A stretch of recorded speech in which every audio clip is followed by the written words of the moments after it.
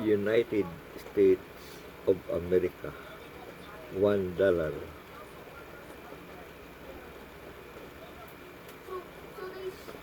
Silver coin.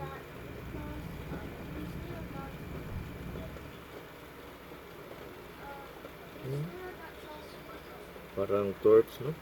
May light. Number 5 lang ang mabasa ko. Saan ga? Anong bansa kaya ito na pera? Silver din ito.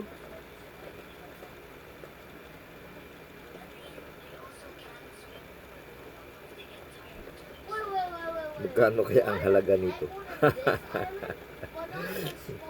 Parang baliw ako. Nababaliw sa pera.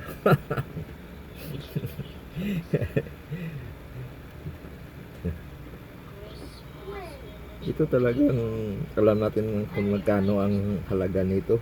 Siyempre $1 eh.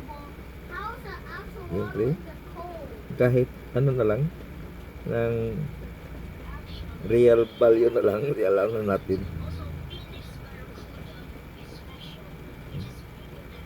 Pero mahal ito kapag ibintam ito sa mga ano ng gustong magpagawa ng necklace,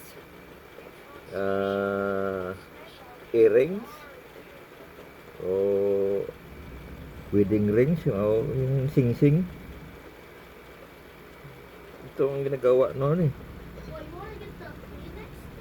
At ginagawa din ito bilang pangtimpla ng pulbura,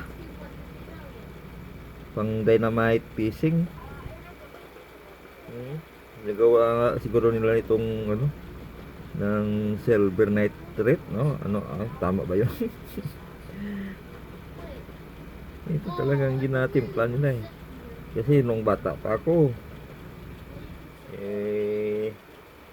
nakita ko yun ang gumawa ng mga pang dynamite fishing, yung baho sang chemicals nila. Natakot ako. Umalis kagad ako.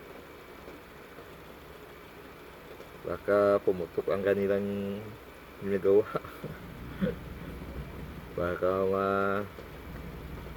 dadamay pa ako sa kanilang trabaho.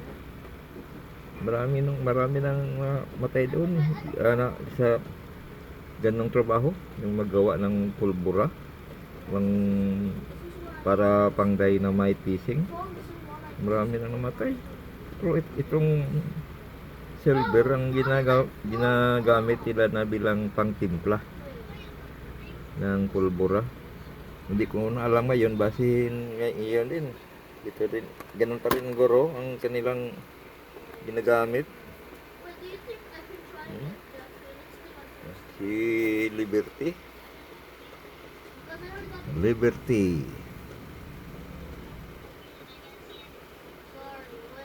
Okay.